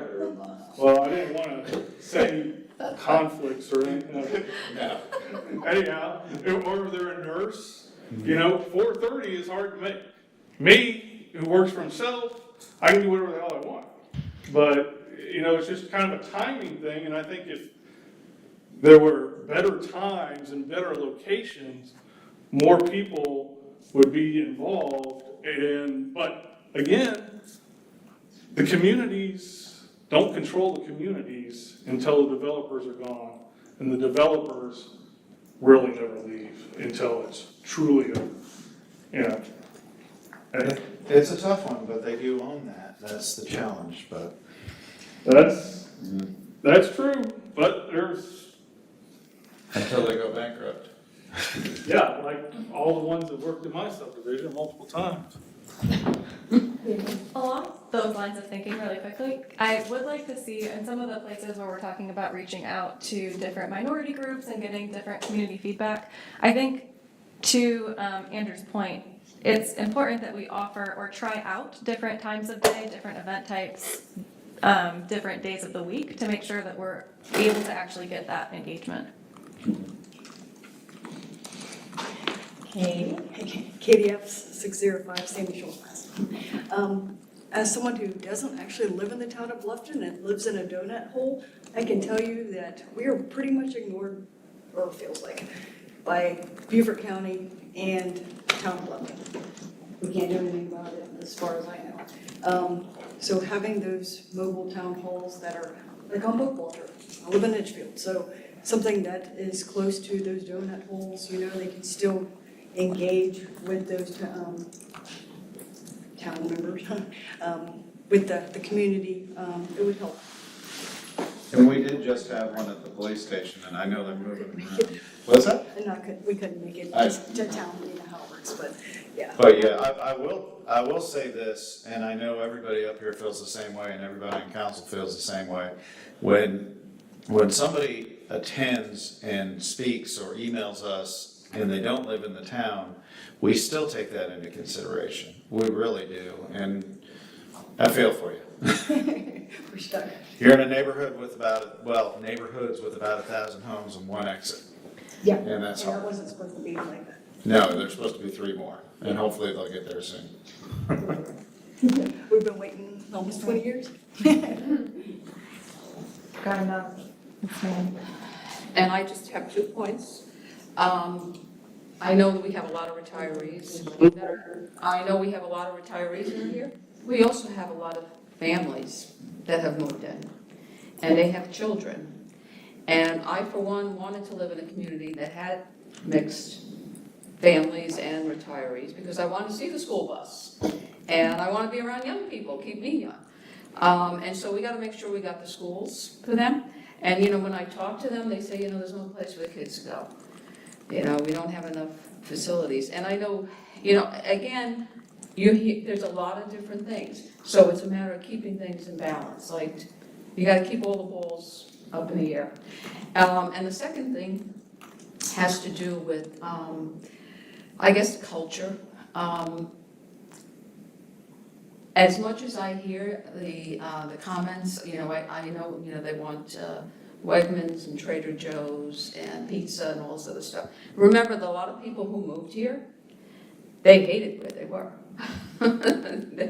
I used to tell everybody the happiest day of my life is when the moving van came to my house. So I left that, you know, that craziness. But there's also something, you know, I'm a real believer in lessons learned. So there are many communities that went through a lot of growth very quickly, and some things didn't work so well. So learn from that, so that we don't, you know, repeat those mistakes. So families are important, and I'm going to address them. And I just ask you throughout this whole document that we keep things in balance. Thank you. And there's nothing wrong with a good Wegmans here, by the way. I don't even know what that is. Oh my gosh, the best grocery store ever. Wegmans? Yeah, I think this has been really helpful conversation for me here. Team, I appreciate this. I think one thing that sticks out, it's funny, I was having a conversation with a colleague about this, the idea of, you know, turf grass in the desert, you know, what did the Midwesterners bring to Phoenix when they moved there, right? And, you know, you try to take a little bit about where you're from and apply it to where you go. And I think as we think about this demographics piece, especially of the newcomers, it's really critical to understand. We've used the word assimilation, I think, here, or leadership, or, you know, finding a way into, you know, this rich and robust community. It's critical. It does sound to me like there's quite a few, it may be nascent, but programs nonetheless that are out there that we ought to be lifting up in this. I love the idea of the mobile town halls. I was aware that you were doing those, and was aware how extensive they were. The ambassador program, I think, you know, we talk about that. Maybe that's something that within this plan, I'll leave it to you and to staff about how to address that. But is that something that we underline, lift, and we charge with more, you know, responsibility, I think, in this work, and find others to be involved and look at some best practices, not just from around the region here, but maybe from around also the country. And I think another final underline for this is, you know, making sure that we are relating the conclusions from this work into our other topics. So I think that's clear from your comments, and that's something that I'm going to strive hard to address here in this next version. If I could, I did just want to hit on a couple of our, you know, again, I'm using this term subjective. There's a lot of overlap between these categories, but one piece, item A, I'll highlight is adding reference to private, nonprofit stakeholders.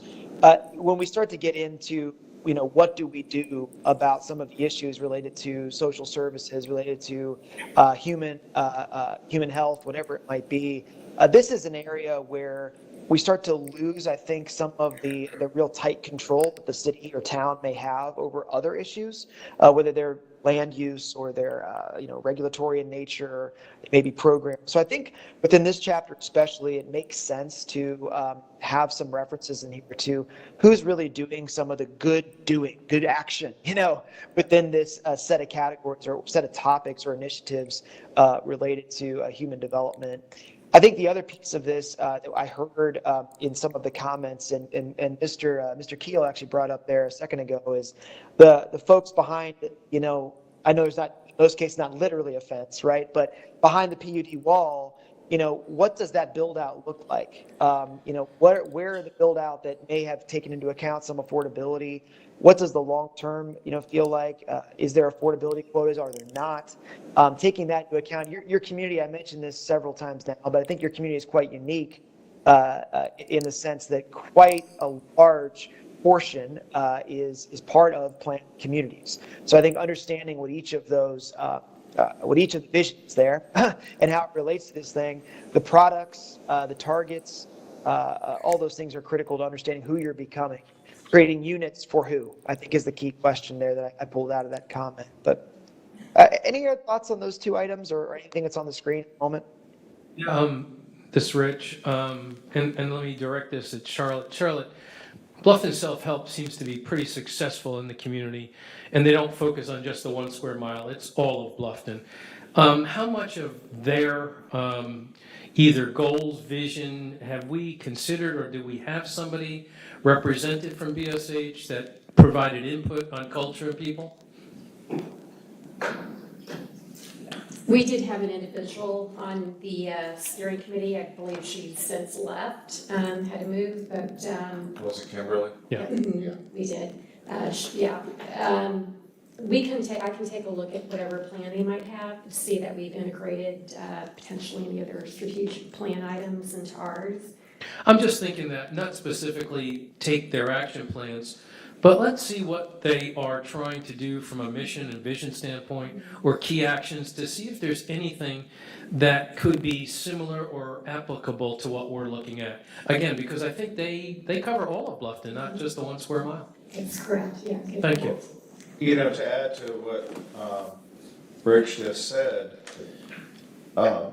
you know, should it be a part of this plan in dealing with people that we, you know, maybe we don't name Bluffton Self-Help per se, but that we work with community agencies to further the goals. And I mean, because Bluffton Self-Help is, I mean, we support them personally. They do a great job with the literacy center, the education, the training. They help people help themselves. And that's a good thing. And that's kind of the spirit we have in Bluffton, the town. So should we bring organizations into this literature and into this comp plan? Because I think it's a good thing, because the town can't do it all. Yeah, and Charlie, it's not just Bluffton Self-Help, it's God's Goods, it's St. Vincent de Paul. There's a handful of Habitat for Humanity. that are really doing wonderful things for the residents of Bluffton. And again, either they are integrated in some way, or we just look at what their plans are to see if we're missing anything that could be an opportunity for us. Either way, it's worth a look. And I know this Yeah, came up. Commissioner, ahead. sorry, go ahead. I was just gonna say, in the potential partners section of the kind of the last chapter, it would be great to get not only kind of this inventory, but then also include them specifically into that kind of column so that they're top of mind as we're thinking through these plans in the future. Just say, I've never heard of any of those organizations, so if you can get them out into the public, that'd be good, since I didn't know any of those existed. The only one I know is Goodwill, because they're building that big place off Burt Church or whatever, 46. So I just didn't know. Yeah, two points up that. One, I definitely have agreed with the idea here of pulling those into the implementation matrix in the back of the plan. But also, I think having that full list is important. In another community, not so much like yours, but where there is a lot of nonprofit activity, one item in this was looking at coverage, looking at gaps, but also looking at maybe some redundancy that may be out there in some of the missions of these organizations. You know, as Mr. Keel points out, maybe not knowing about some of them, there may be some folks that are doing very, very similar things, right? That could benefit by knowing about others. So I think that's another area where we might be able to shed some light.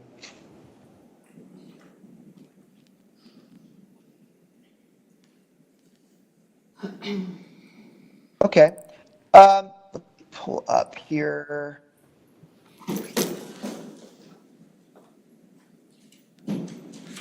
So one final item I just wanted to point out, because there was some conversation here on the diversity, equity, and inclusion piece, part of this chapter. It felt to me like some of the recommendations from you all, comments, we're really trying to move beyond, I think, kind of the facial description, or I guess just, window dressing coverage in this area, and try to get it a little more tailored. I think in some of the sub steps, for how we can actually make progress here. So as we move into this, I really want to work with Charlotte. I really want to understand, I think, looking back at some of our partners that we've engaged throughout this and see, are there some actions that the town can be taking internally and externally, I think, to advance this particular area that seems to be pretty well placed within this people question or people chapter. But, how do we become a little bit more specific in what, we're going to do here on this item? Does that make sense? Any thoughts on that? Well, first of all, what's DEI mean? I missed that. Diversity, equity, and inclusion. Okay. I'm the only one Keep who missed it.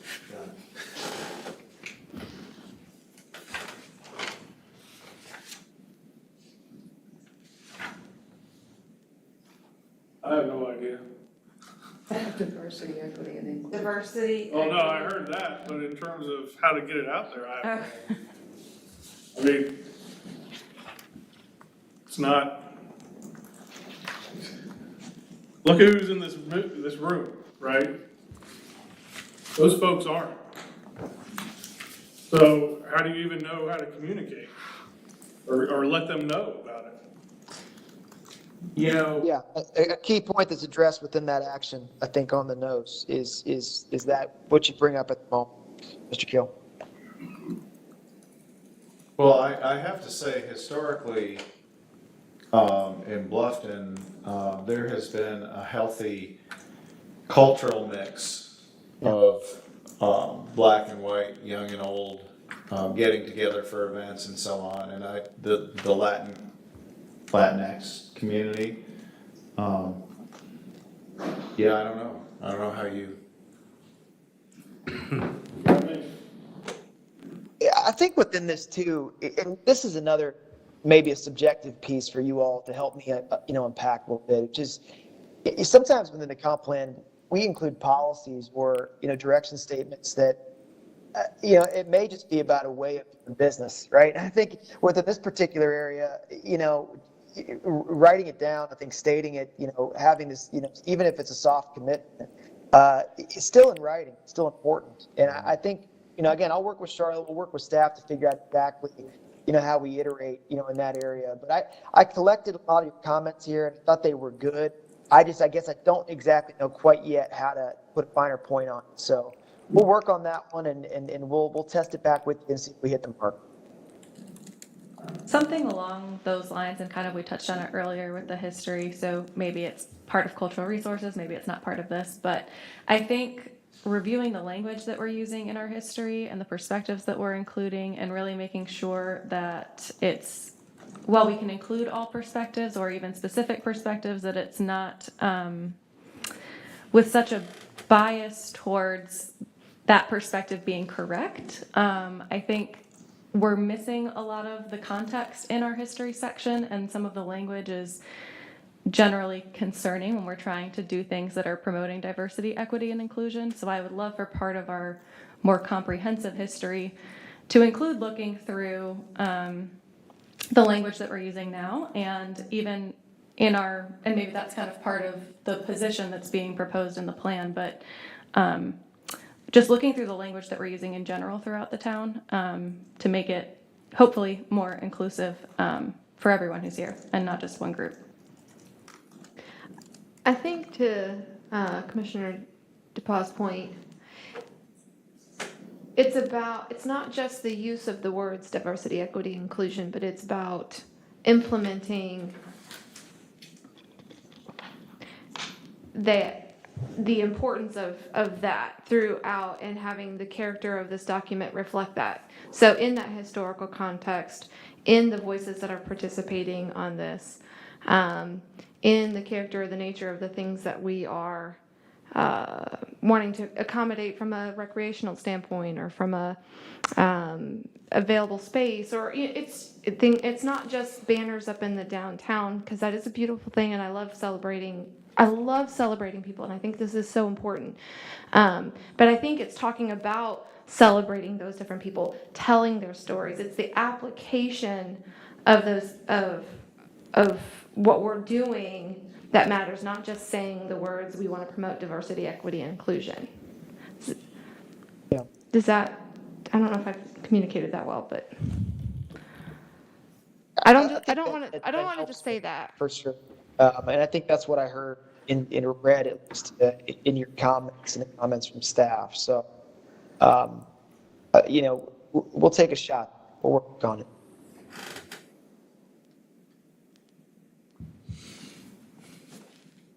We've got a few minutes left this afternoon. I did want to hit on a couple of additional small items, not small, but simple, I think, items that from your notes and comments. One thing that you have to be careful of, I think, especially when we start talking about numbers and population, is with projections and forecasts. And I think Ms. Manning made this point earlier in our previous chapter, is making sure there's citation or a pathway to where a number is coming from. I would want readers to understand what this forecast, is based on, right? Because obviously forecasts can change with time, with different investment, whatever it might be. So I think that's an area wherever we've got numbers, we just want to make sure that those citations are clear and that someone can repeat our research in the future. I also noted this, and I want to make sure that this gets addressed in our next version. Where relevant, I really want to try to include, I think, temporal comparisons, meaning you're at number X today, but where were you 10 years ago? What would that mean 10 years from now? So those references, need to be included throughout this and will be in our next version of the document. And I think the last piece, which is actually consistent with the previous piece as well, with our introduction statement, that very first statement we make, about the chapter, I want to make sure that does frame, correctly and completely, what's to come within this section. I think in some areas it's a little bit less clear about what we're hoping, discuss here and how it's connected to other topics. And I want to evolve those statements to make sure that those are quite clear. Getting a little bit of echo. Can you guys hear me okay? Yeah, we hear the echo a little bit. Are there any other large or small thoughts, comments around this people section that we could talk about?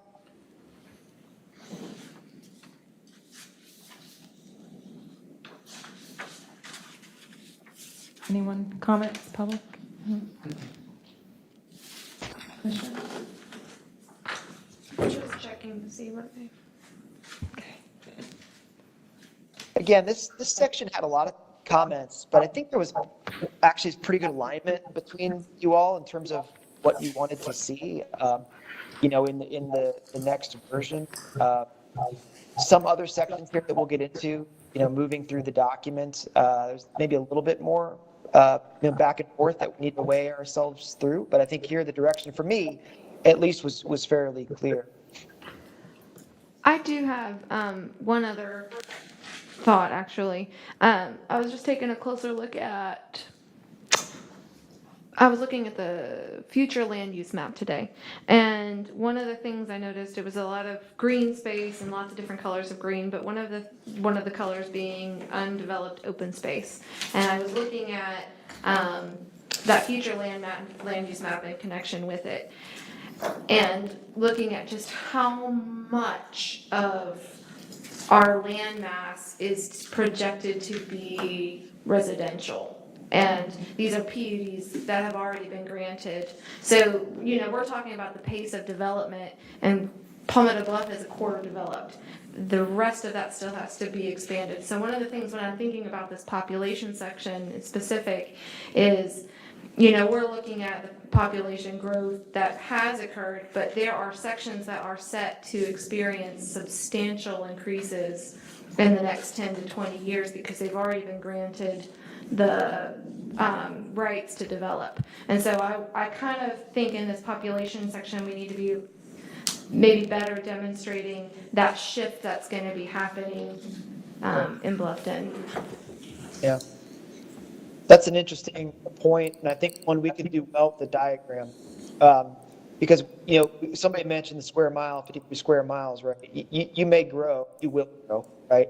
But you won't grow the same everywhere, right? There's areas that have significant capacity remaining, some of which is already entitled.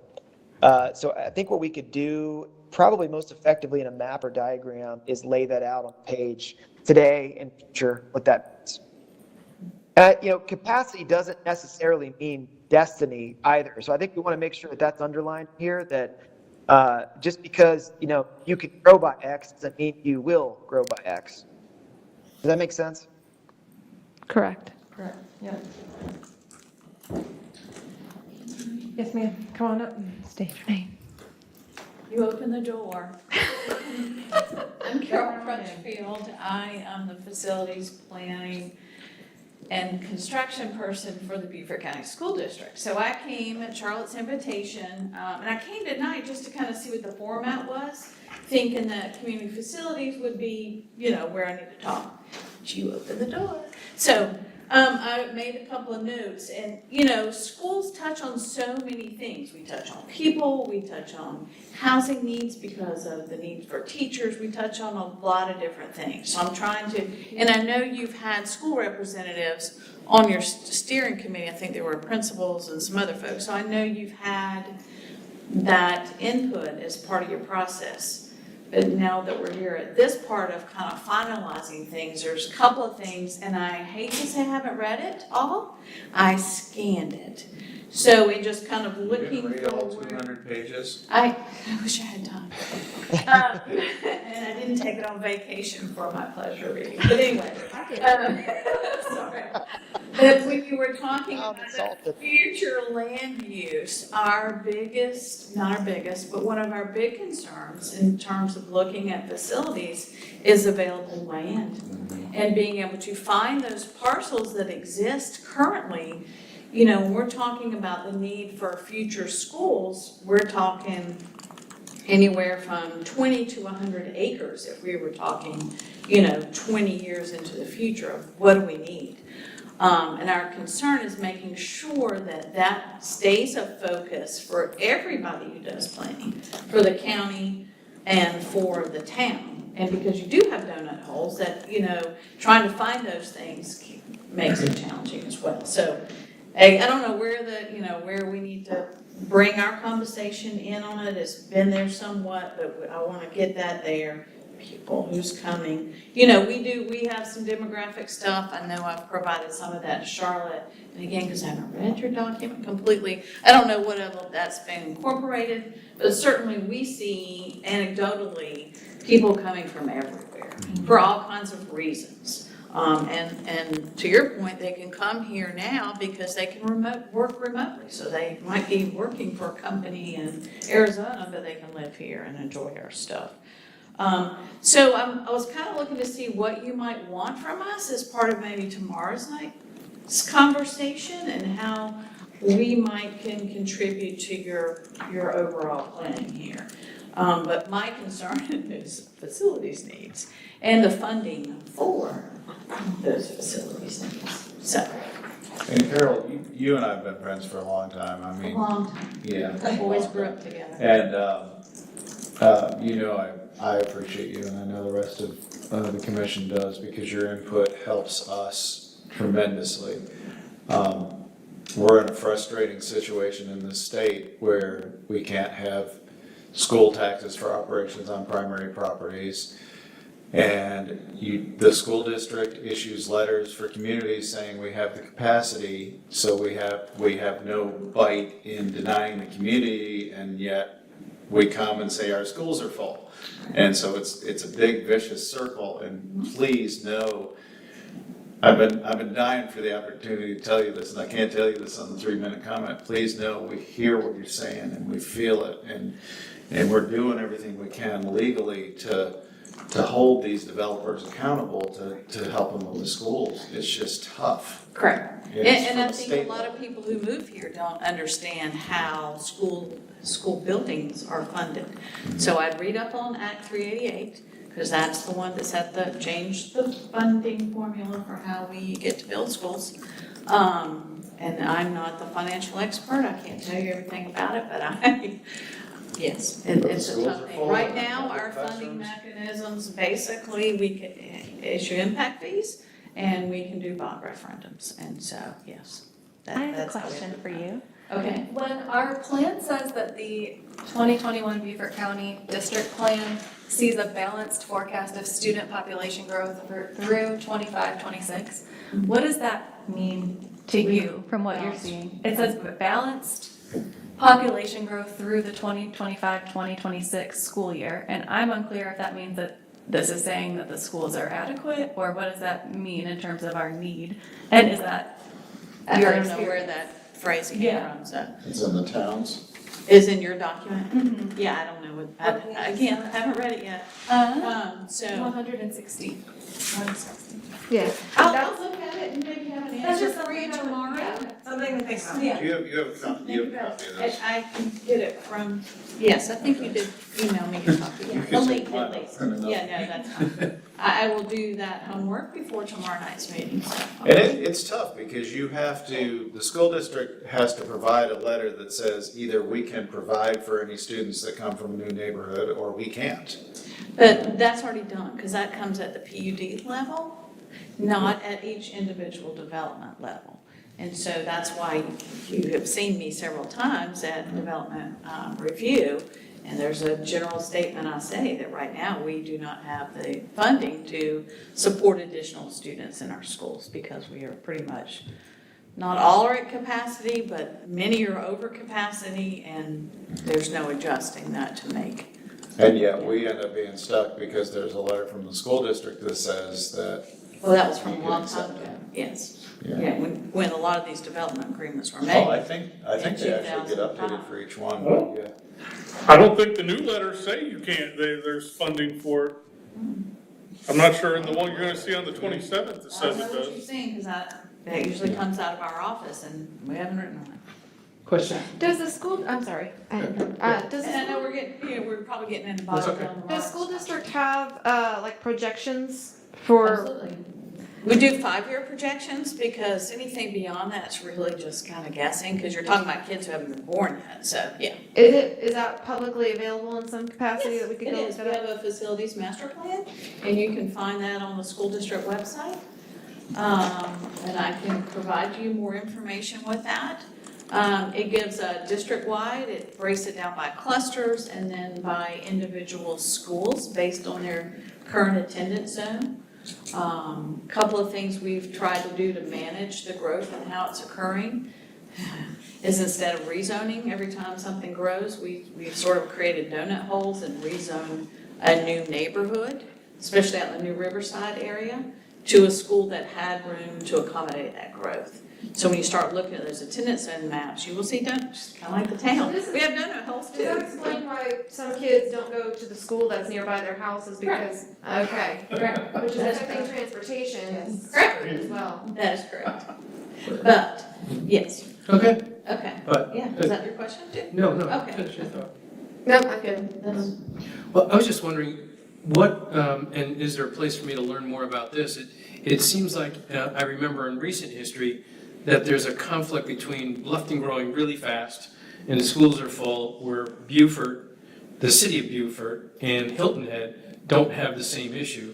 So we typically have somewhat of a challenge getting bond referendums.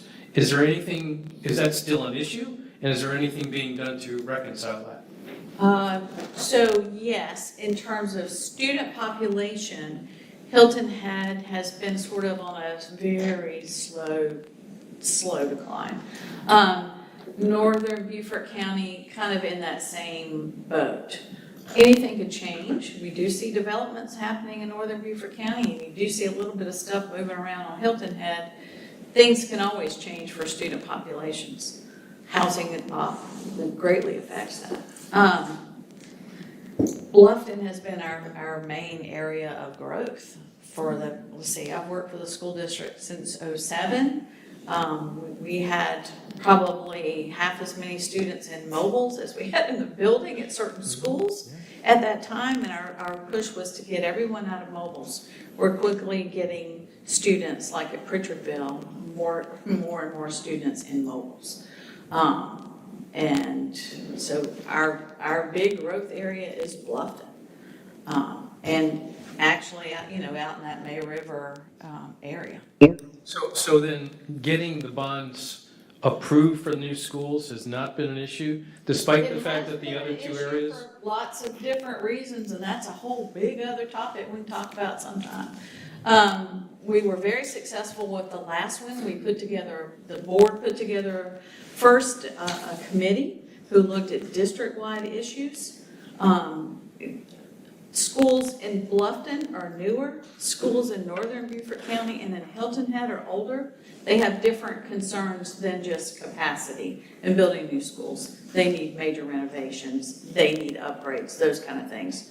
So the board had a community committee that looked at all those issues and made recommendations for $629 million worth of projects. The board approved a bond referendum for $344 million of that out of the 629. So there are still lots of projects district-wide, and I think that big countywide approach to that made this most recent referendum successful, because there are needs everywhere. It's not just about growth. It's not just about Bluffton. It's about all the students' needs everywhere. Thank you. But Bluffton's biggest concern, again, because their schools are newer, is not enough space. Yeah.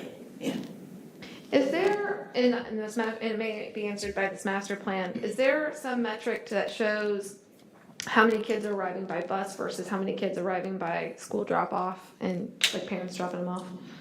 There's nothing in our facilities master plan that actually covers those numbers. Yeah. I might can get you. I'm curious, because it's such a dramatic impact to our streets, particularly when you're talking about kids going across town to get to school. So there's no safe route to school, really, which is one thing we want to have, but we can't have because the schools can't accommodate it, and, But they would have sidewalks everywhere, so that's kind of what accounts for. Right. Yeah. We've got sidewalks, but that doesn't matter if you're 3 miles from your, or 6 miles from your school. But that does mean that more than likely mom's probably, and a lot of people drive their kids to school here. And so when I grew up, that wasn't the case. But all of those people driving their kids to school creates so much impact on our roads. And I'm just curious that countywide. And I would love to Our see. state of mind. And I would just love to see kind of what percentage we're looking at and because to me, that is a facility, that is a part of our facilities needs. Particularly if we're talking about, okay, we're gonna build more schools, we're gonna put them closer to the houses, we're gonna rezone, we can make this happen, but there's gonna be a shift to less cars to more buses, and how do we do that? I think that's a shift that's potentially reasonable in the next, to start talking about happening in the next 10 years. Absolutely. I don't know, that's why I'm curious about that, because I may be totally off base. Yeah. What a cool high schooler is gonna take the bus to school if they got a driver's license? But like, this location, Michael C. Riley, right here, we have sidewalks, but they go to nowhere in different places. So even if you do live in Old Town, you don't necessarily have a safe way to walk to school, hence why people drop their children off because they're on their way to work or, Yep. I could probably pull together maybe something quickly, I'm not sure. Depends on who I can get in touch with, Yeah, but we did have a win back in the early 2000s or mid 2000s when we got pathways and crossing guards and everything out on Buckwalter. Yes, And the made it so Bluffton 1,200 campus. homes can do it. Yeah. That's what we need to do more of. Yeah, the Yeah. Bluffton campus has more students who do ride their bikes, and I think Red Cedar, again, being in that community right there, they have a good percentage of students.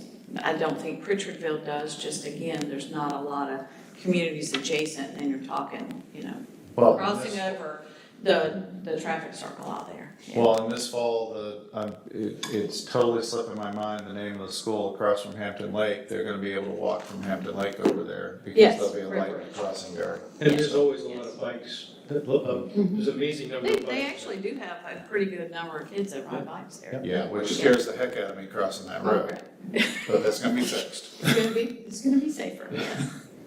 Okay, I think I've got some marching orders, and again, I just wanted to hear your feedback on what you might like to have us contribute to this conversation, so.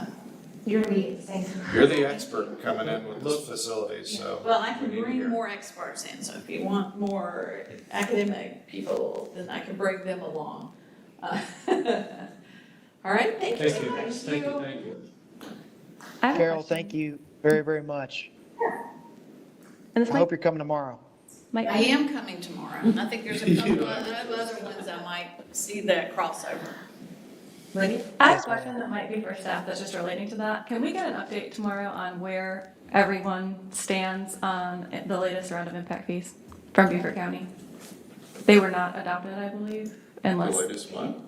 The impact fees proposed by Beaufort County, and then lots of jurisdictions have not yet adopted them. I would just love to know, as part of the school discussion, where we're. Oh, the Beaufort County repealed that because they were afraid of a lawsuit. Correct. So then, what It's- are we doing instead? I think it's dead.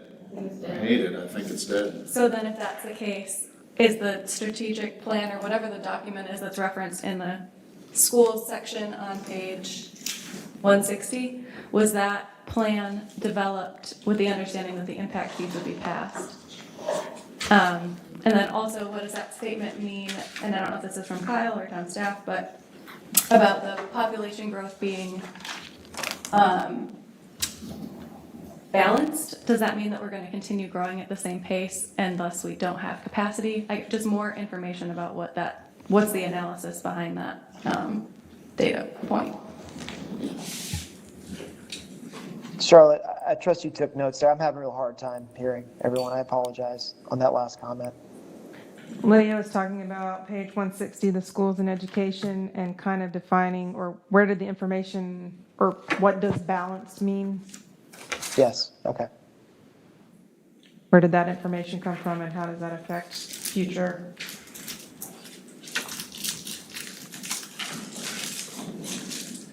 The team, I think we've got some clear direction here in these initial first two topics. I really appreciate you taking the time, and 2 full hours is a pretty good gift to me, so thank you very much.